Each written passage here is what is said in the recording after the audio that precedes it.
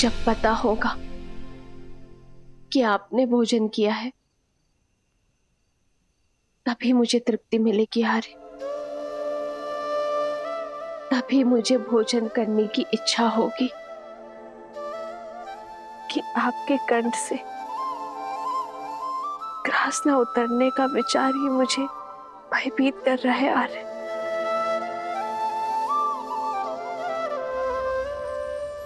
श्री राम श्री राम।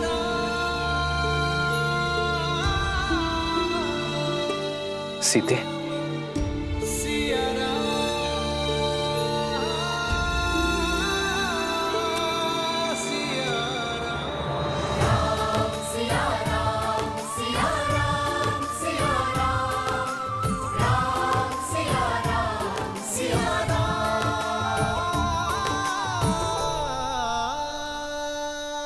कब तक स्वयं को भूखा रखेंगे आर्य? जब तक ये ना जान जाओ कि मेरी सीता ने भोजन किया है या नहीं। कभी आपसे पहले भोजन किया है मैंने? इसीलिए तो सीते। आर्य, जब दो लोगों में गहन और सच्चा प्रेम हो तो वो एक दूसरे का प्रतिबिंब बन जाते हैं। एक दूसरे से दूर होकर भी एक दूसरे से अलग नहीं हो पाते। एक का सुख दूसरा अनुभव करता है, एक का दुख दूसरे को व्याकुल करता है। आर्य, यदि आप सुखी नहीं रहेंगे, जीवित रहने का मार्ग नहीं खोजेंगे, तो मैं सुख के साथ अपना जीवन कैसे व्यतीत कर पाऊंगी आर्य? मेरे लिए, मेरे गर्भ में पल रही संतान के लिए आपका सामान्य होना आवश्यक है आर्य। इसलिए स्वयं को क्षमा कर दीजिए। भाग्य के इस लेख को स्वीकार लीजिए आर्य, और हमारे वियोग को एक नए सौभाग्य का प्रारंभ समझकर आगे बढ़िए। ये मस्तिष्क तुम्हारी कही हर बात मानता है सीते, पर इस मन का क्या करूं? जैसे मैं अपनी संतान के स्वास्थ्य, उसके सुख के लिए तत्पर हूं, वैसे ही आपको आपकी संतान अयोध्या की प्रजा के बारे में सोचना होगा आर्य। आपके भूखे रहने से उन्हें सुख नहीं मिलेगा आर्य। कैसे करे भाव पार ये राम, राम सिया राम, सिया राम, सिया राम। प्रेम समर्पण करुणा ज्ञान से है भरा दो प्यारा नाम। जय सिया राम, जय जय सिया राम, जय सिया राम, जय जय सिया राम। मैं जानता हूं सीते, जब तक मेरे मुख में ग्रास नहीं जाएगा तब तक तुम भी नहीं खाओगी। इसलिए मैं अपना व्रत तोड़ता हूं। तुम भी खा लो सीते।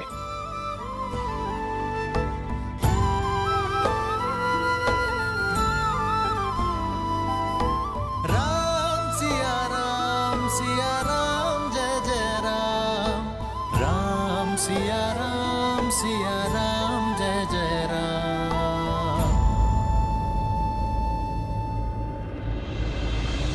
जन्म जन्म का है ये संगम, राम रतन सीता वैभव धन। लगता है आपने भोजन ग्रहण कर लिया है आर्य।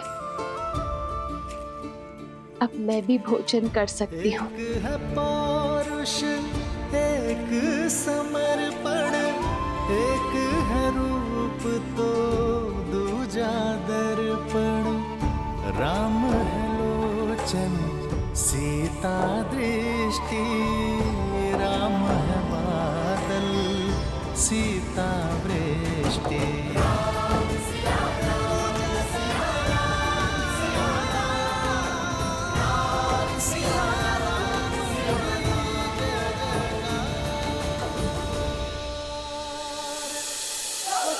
बचाओ बचाओ बचाओ बचाओ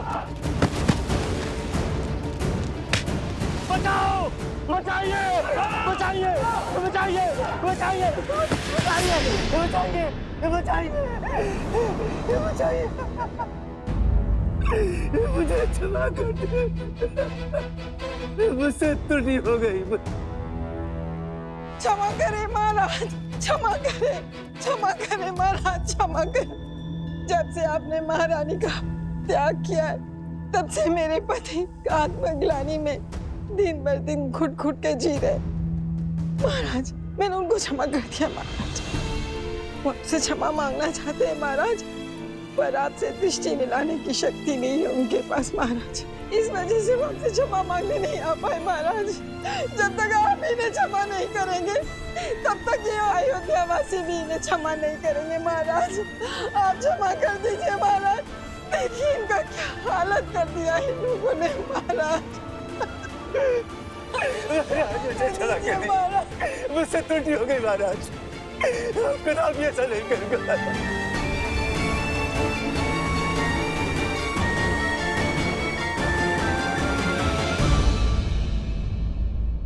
उठिए देवी, उठो।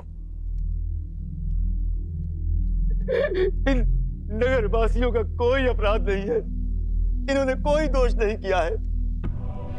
मैं जानता हूं महाराज, मैं इसी योग्य हूं, मुझे क्षमा कर दीजिए महाराज, मेरी मति भ्रमित हो गई थी महाराज, मुझे क्षमा कर दीजिए प्रभु, मुझे क्षमा कर दीजिए। मैं तुम्हें क्षमा करता हूं वस्त्रक, किंतु क्षमा के साथ साथ दायित्व भी आता है।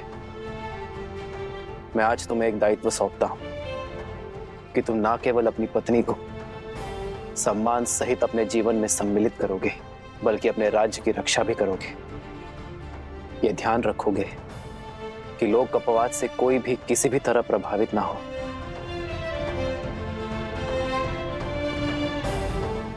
वस्त्रक, अब मेरे साथ साथ तुम भी राज्य की सेवा का दायित्व उठाओगे।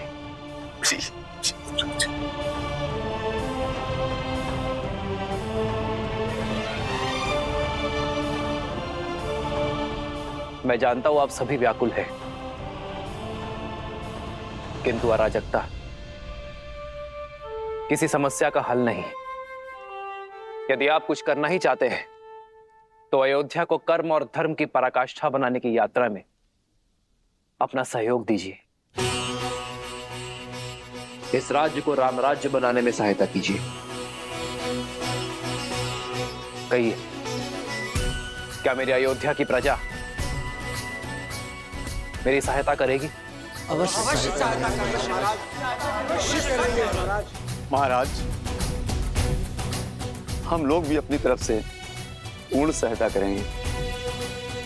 महाराज, आपका बहुत बहुत आभार। अब मैं किसी के बहकावे में नहीं आऊंगा। मुझे स्मरण है, कोई धूर्त वृद्ध ब्राह्मण का भेष बदलकर आया और मुझे भ्रमित करके चला गया।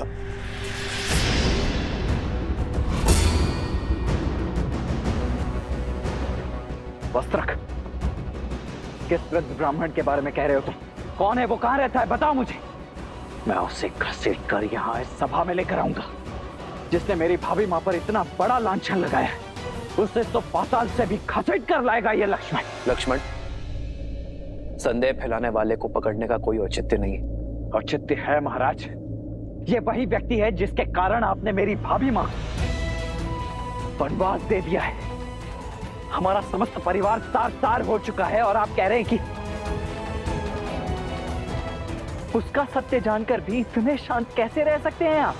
यही तो वो व्यक्ति चाहता है कि हमारा बल, हमारा श्रम हम व्यर्थ करें।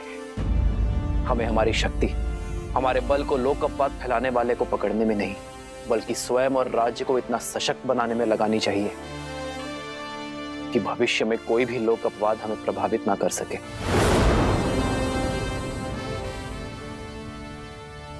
परंतु मैं तो उस पापी को खोज कर रहूंगा जिसके कारण मेरी भाभी मां को उन्हें वनवास का दंश सहना पड़ा।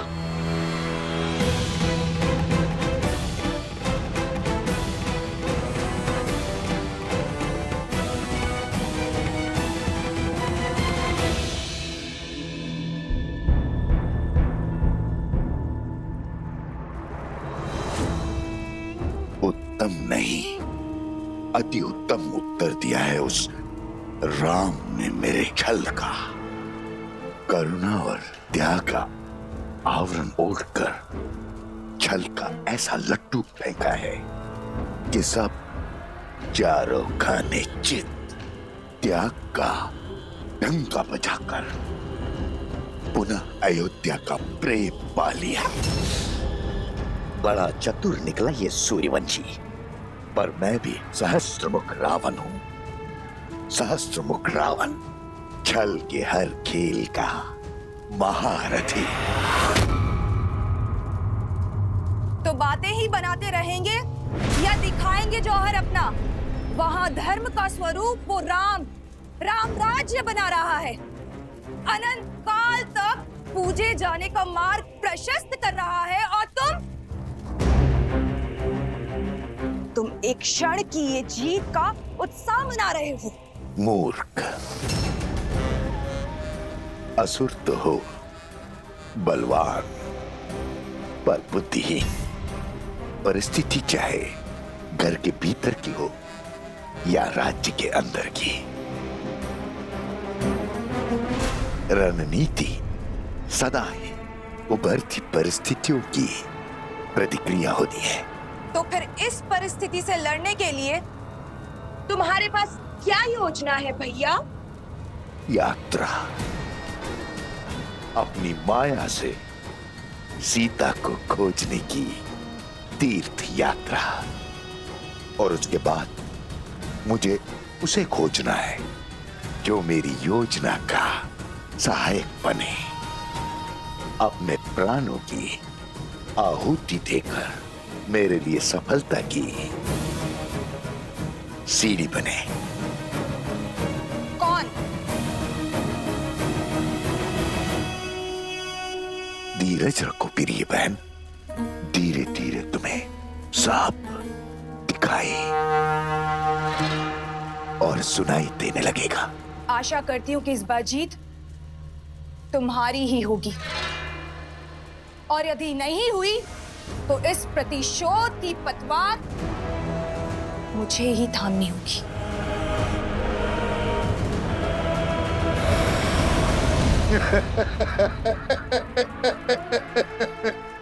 भावुक हो गई प्रिय बहन, भावुक हो गई।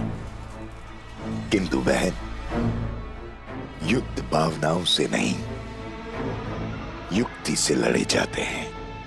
युक्ति से यात्रा आरंभ हो।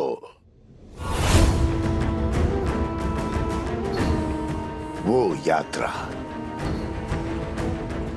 जो सीता तक जाकर पूरी होगी। मैं आ रहा हूं देवी सीता, मैं आ रहा हूं।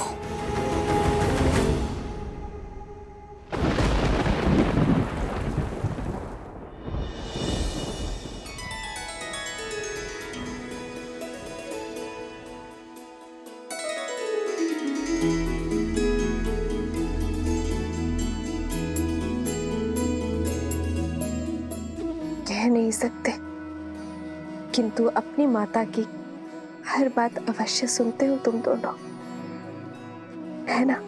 तो चलो, आज तुम्हें अपने प्रभु की लीला सुनाती हूँ। राजा राम से तुम्हारा परिचय करवाती हूँ। वो राजा राम जिनकी भुजाओं में जितना बल है, उससे अधिक प्रेम उनके हृदय में है। अपनी प्रजा को अपने परिवार से ऊपर रखने वाले शासक हैं। और स्मरण रहे, पथ चाहे कितना भी कठिन क्यों ना हो, यदि उनके दिखाए धर्म पथ पर चलोगे तो सदा हल पाओगे।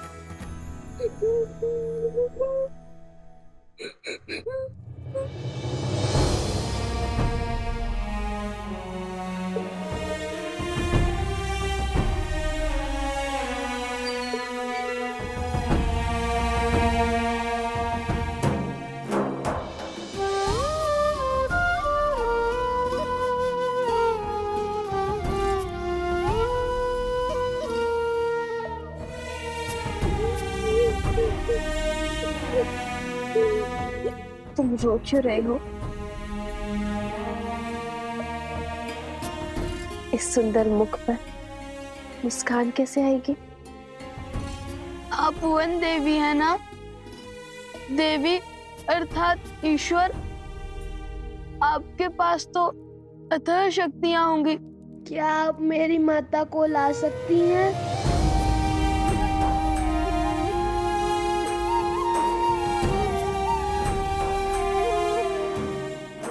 कुमुदनी,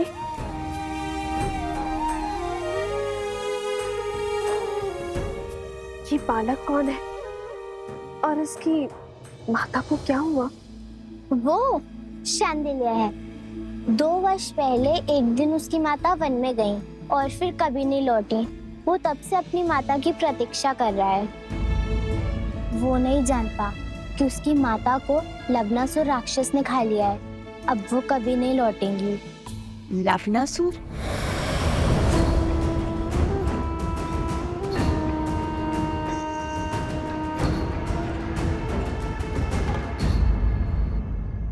पुत्र अर्जुन,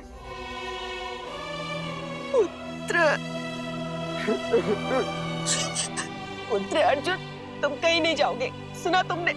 तुम कहीं नहीं जाओगे। क्षमा करना बहन, मैं विवश हूँ। हर अमावस्या को हमारे गांव से उस दुष्ट लवणासुर को किसी की बलि देनी पड़ती। इस बार तुम्हारे घर की बारी। इकलौता पुत्र है मेरा, इसको मैं दान कैसे दे दूं? इसकी मृत्यु से मेरा पूरा वंश नष्ट हो जाएगा। मुखिया जी, कुछ तो कीजिए। कुछ नहीं हो सकता हरिया, फिर भी तुम कहते हो तो मैं प्रयास करता हूं। कोई है? अरे है कोई जो पुत्र अर्जुन के स्थान पर अपना बलिदान देने? गुरु माँ कहती है यहाँ से कुछ ही दूर कौशल राज की सीमाओं के बाद एक नगर है, मधुपुरी। लवणासुर वहीं का राजा है। वो मनुष्यों का आहार करता है और कभी कभी कौशल की सीमाओं के पास आक्रमण कर मनुष्यों को खा जाता है।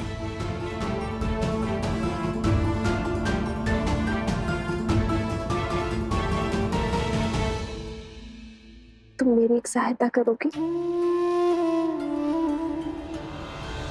देखा, मैंने कहा था। चलो पुत्र, और कोई उपाय नहीं।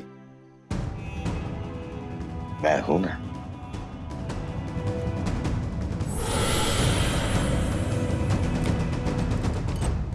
रुक जाओ।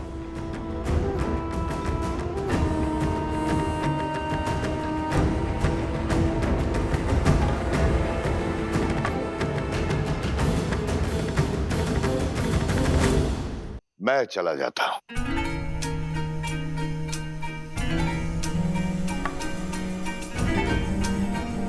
तीर्थ यात्रा पर जा रहा, मुक्ति पाने। अच्छा अवसर प्राप्त हुआ है।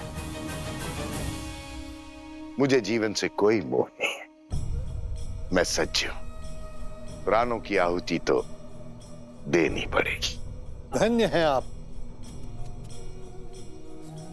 आप जैसे महापुरुष कहाँ मिलते हैं संसार में। आपका बहुत बहुत धन्यवाद।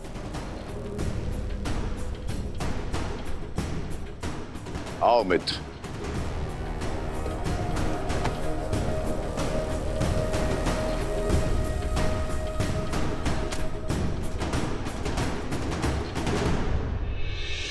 चलो मित्रा, मार्ग सरल नहीं होगा, अंत तक पहुंचना है सिया राम के।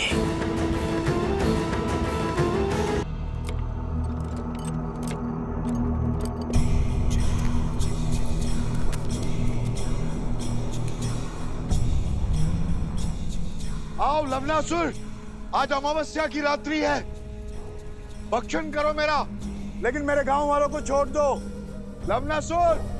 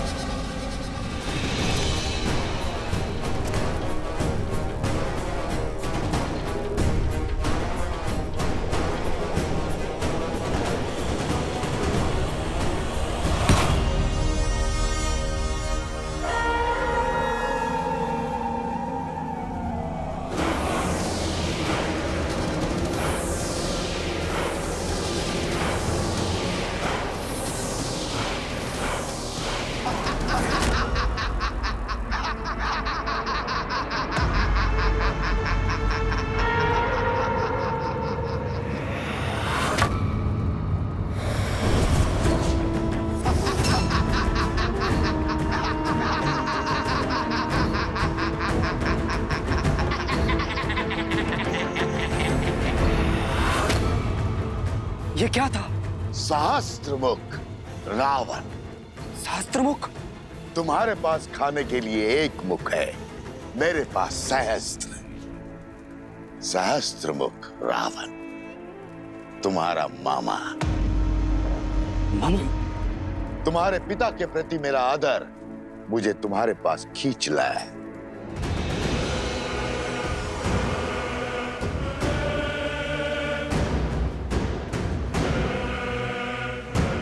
असुर आदर से नहीं, स्वार्थ से आते हैं। स्वार्थ हो या भूख, मैं शांत करने आया। बड़ी दया आ रही है मुझे तुम पर। महान असुर, मधुर राक्षस के पुत्र होकर ऐसी दीनता। अपने पिता की दी हुई सौगात इस मधुपुरी राज्य में ही संतुष्ट हो। छोटे मोटे कीड़े मकोड़े जैसे मनुष्यों को खाकर जी रहे, शर्म नहीं आती? स्वार्थ आज भूख का बहाना बन के आया है। यदि मेरे मामा ना होते तो अभी अपनी भूख को शांत कर देता और आपके साथ खेल में नहीं उलझता। मैं उलझाने नहीं, उत्साह बढ़ाने आया हूं। प्रतिशोध का उत्साह बढ़ाने।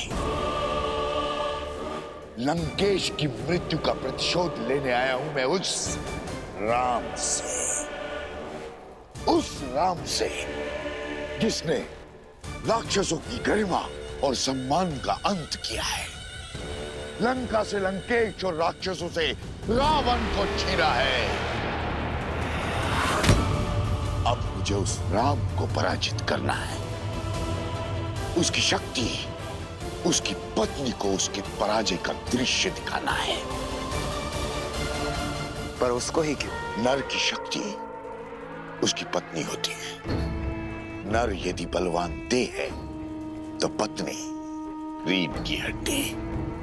बिना रीढ़ की हड्डी के बलवान देह का कोई महत्व नहीं। इसलिए हमें वार देह पर नहीं, रीढ़ की हड्डी पर करना होगा। सुना है कि सीता साक्षात लक्ष्मी का अवतार है, किंतु है तो मानव, निर्बल। यदि तुम सीता को पकड़ने में कामयाब हो गए तो राम की जय जयकार पराजय के नाद में बदल जाएगी। केवल देवता ही नहीं, साक्षात महादेव भी तुम्हारी शक्ति के सामने शीश झुकाएंगे। अच्छा,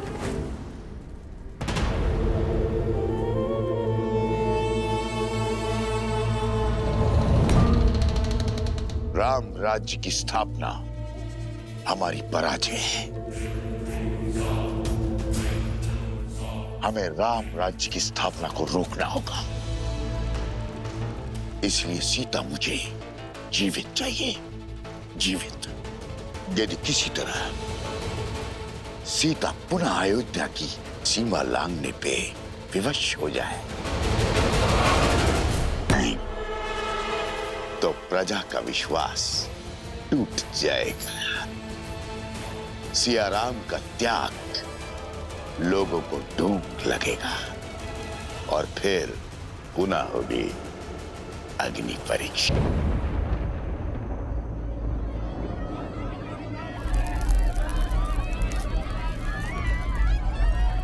कौन है?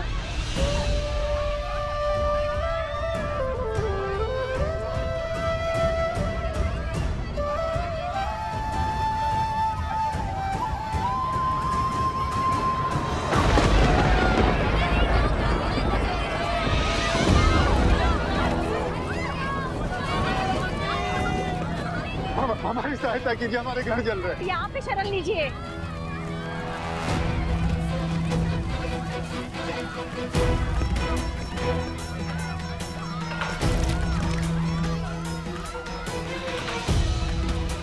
गुरु माता, ये सब कैसे हुआ?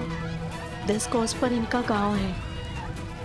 लगता है लवणासुर ने आक्रमण किया है। इसी कारण ये भागकर आश्रम में शरण लेने आए हैं। लवणासुर? वो मनुष्यों का आहार करता है और कभी कभी कौशल की सीमाओं के पास आक्रमण कर मनुष्यों को खा जाता है।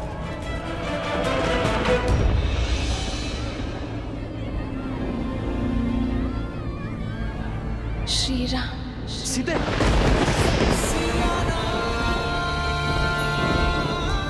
सीते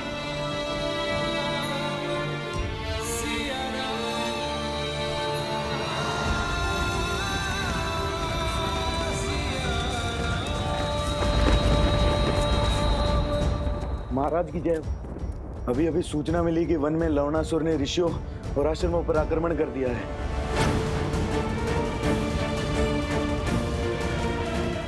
लवणासुर? कहीं उसका मंतव्य मेरी सीता को क्षति पहुंचाना तो नहीं? वन देवी, मैंने सुना है यहाँ पर किसी लवणासुर का प्रकोप है। क्या वो हम सबको मार देगा? मेरी माता को भी? किसी को कुछ नहीं होगा, ना तुम्हें और ना ही तुम्हारी माँ को।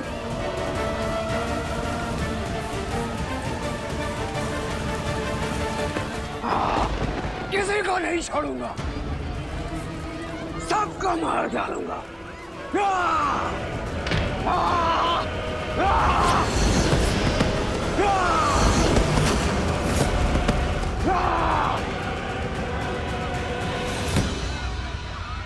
लवणासुर, हर अमावस्या को हमने एक नर बलि देने का वचन दिया था और उसे निभाया भी। फिर इतना हाहाकार, इतना क्रोध क्यों? ये क्रोध नहीं, प्रतिशोध है और यहाँ केवल राक्षस रहेंगे।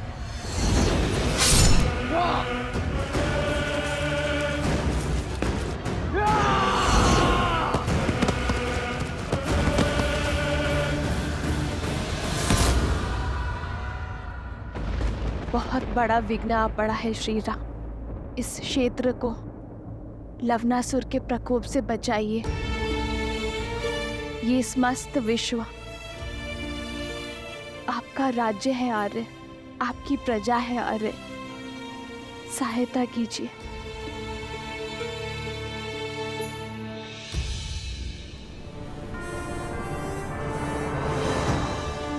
उत्तर की ओर यहां मधुपुरी नाम की एक नगरी है। लवणासुर यहां अधर्म का राज चलाता है, परंतु अचानक उसने इसके समीप बसी कोसल राज्य की सीमा क्षेत्र पर आक्रमण किया है। वहां वो वनवासियों को मार रहा है। गांव के गांव खाली हो रहे हैं। हमें शीघ्र अतिशीघ्र कुछ करना होगा। पाप की शक्ति पुण्य से सदा कम होती है। मधुपुर की प्रजा की सहायता के लिए भैया के आशीर्वाद से लवणासुर से युद्ध करने मैं जाऊंगा। अयोध्या का सेनापति मैं, इसीलिए लवणासुर से युद्ध करने के लिए भी मैं ही जाऊंगा। नहीं भैया, ये अवसर मुझे दीजिए। भरत भैया 14 वर्ष तक आपकी सेवा का लाभ उठा चुके हैं। लक्ष्मण भैया आपकी ढाल बनकर रहे हैं। आपके साथ भीषण युद्ध लड़े उन्होंने। कृपया मुझे लवनासुर को मारकर अपनी प्रजा की रक्षा और पराक्रम के प्रदर्शन का अवसर दीजिए।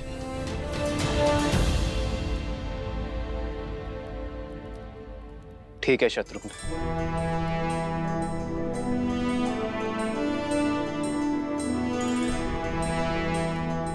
कूच की तैयारी करो शत्रुघ्न।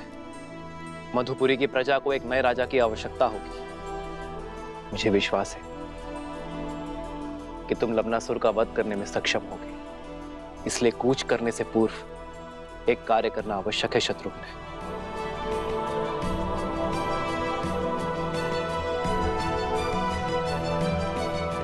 तुम्हें कुटिया में ही विश्राम करना चाहिए। ऐसी अवस्था में तुम्हारा बाहर आना उचित नहीं है। कैसे रुकती गुरु माता? केवल अपने बारे में ही नहीं, समाज और संसार के बारे में भी तो सोचना है। भगवान वाल्मीकि के आदेश अनुसार भारद्वाज ऋषि यज्ञ आरंभ करेंगे लवनासुर की शक्तियों को कम करने।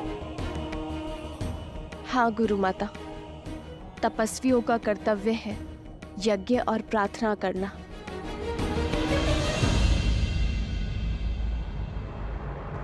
और मेरे श्री राम ना कर्तव्य अवश्य पूर्ण करेंगे।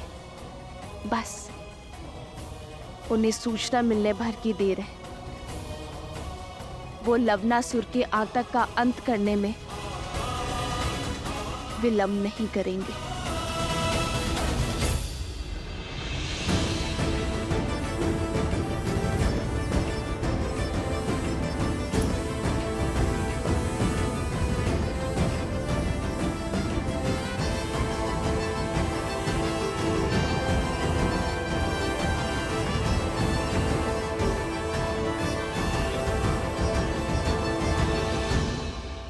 आज से शत्रुघ्न मधु राज्य का राजा है। आज से उस क्षेत्र की रक्षा करना तुम्हारा धर्म है शत्रुघ्न। किंतु स्मरण रखना, एक न्यायप्रिय राजा किसी अन्य प्रजा पर अकारण युद्ध नहीं थोपता। अपनी प्रजा पर संकट आने पर वो युद्ध करने से पीछे नहीं हटता। मधुपुरी महाराज शत्रुघ्न की, मधुपुरी महाराज शत्रुघ्न की। शत्रुघ्न, मधुपुरी क्षेत्र की स्थापना लवणासुर के पिता मधुराक्षस ने की थी। उसके तप से प्रसन्न होकर महादेव ने उसे अपनी त्रिशूल से भी अधिक शक्तिशाली त्रिशूल वरदान में दिया था। उसकी मृत्यु के बाद मधुराक्षस ने यही त्रिशूल अपने पुत्र लवणासुर को दिया। उस त्रिशूल की शक्ति से लवणासुर ने तीनों लोकों में हाहाकार मचाया। उसकी प्रजा उससे अत्यंत भयभीत है शत्रुघ्न।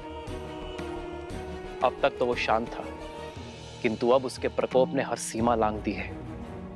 हमारी राज्य के सीमा के निकट प्रहार करने का दुस्साहस किया, प्रजा को कष्ट पहुंचाया। अब तुम्हें इसका प्रतिघात लेना होगा। यशस्वी भव।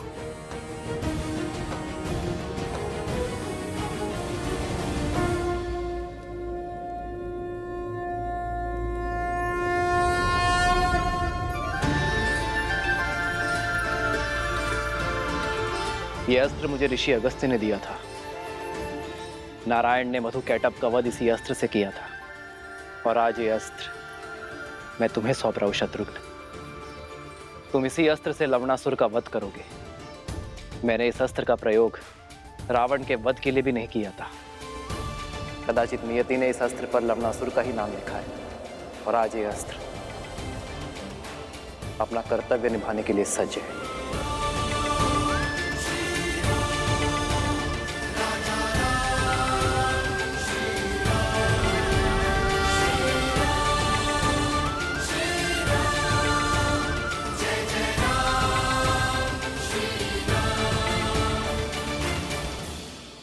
विजयी भव।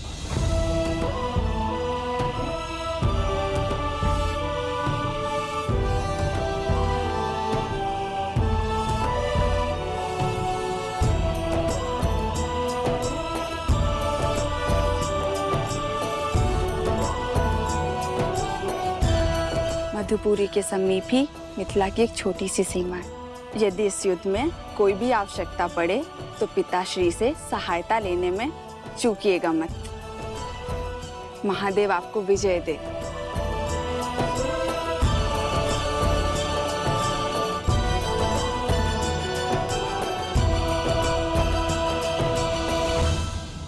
भगवान वाल्मीकि का आदेश है, सभी आश्रम जनों को अनुष्ठान में बैठ मंत्रोच्चार करना है।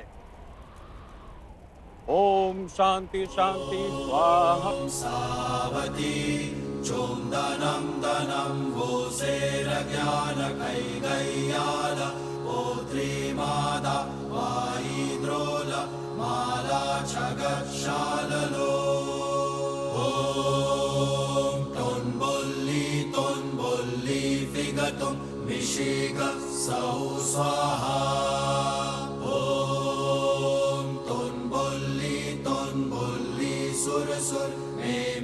वन देवी, तुम ठीक हो? लगता है प्रसव की पीड़ा आरंभ हो गई है। इन्हें कुटिया में जल्दी ले जाने का प्रबंध करो। श्री राम, श्री राम।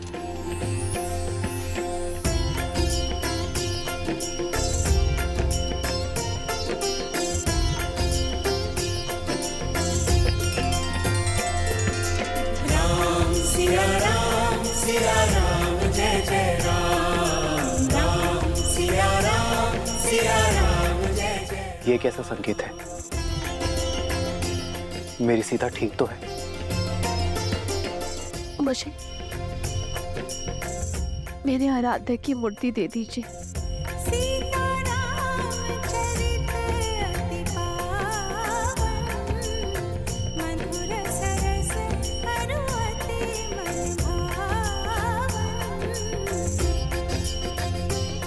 मेरे पूर्वजों, मेरी सीता की रक्षा करना। तुम्हें कुछ नहीं होगा सीते।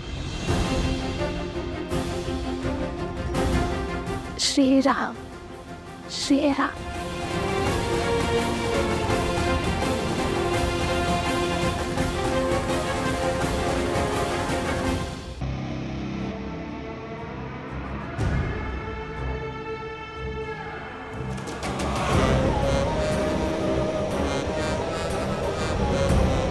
सीमा तो सुरक्षित है आश्रम वासियों।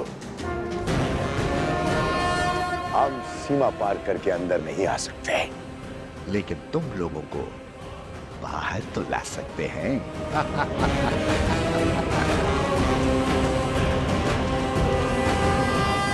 हम आश्रम में इतना धुआं भर देंगे कि तुम्हें बचने के लिए बाहर आना ही होगा।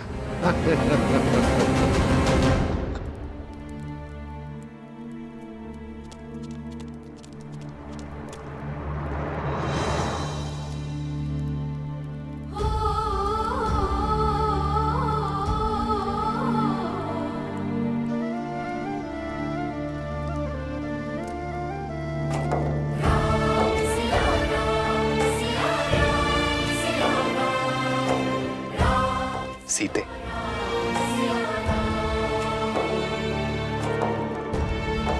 प्रतीत होता है हमारे वंशज के जन्म लेने की शुभ घड़ी आ गई। श्री राम।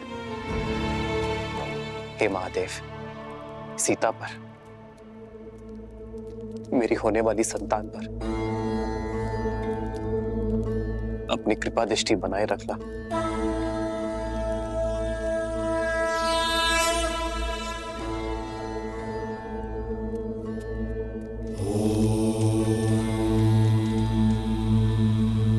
चिंता का कारण दिखाई दे रहा है ऋषिवर। वन देवी की प्रसूति में बाधा आ रही है। किसी वैद्य को बुलाना होगा। गर्भ में 2 संतान हैं। यदि समय पे प्रसूति नहीं हुई तो वन देवी पे संकट आ सकता है। देखिए, स्थिति विकट है। इस समय आश्रम से बाहर जाना असंभव है। किसी भी अवस्था में अनुष्ठान रुकना नहीं चाहिए। ओम नमः शिवाय। ओम शांति।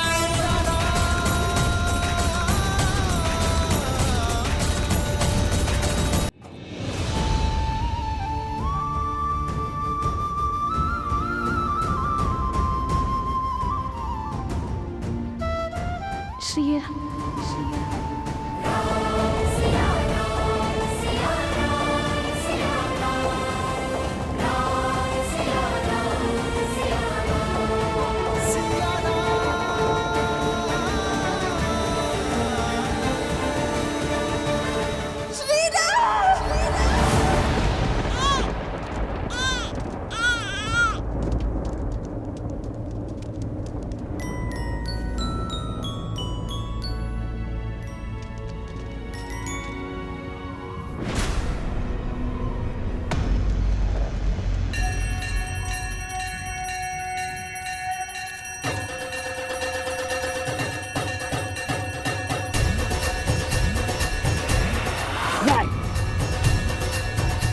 ऐसा नहीं हो सकता।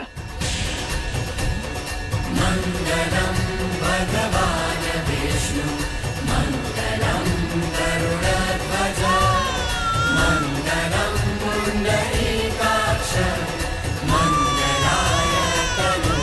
बधाई हो वनदेवी, पुत्र जन्मे हैं। 2 सुंदर पुत्रों की माता बनी है तुम।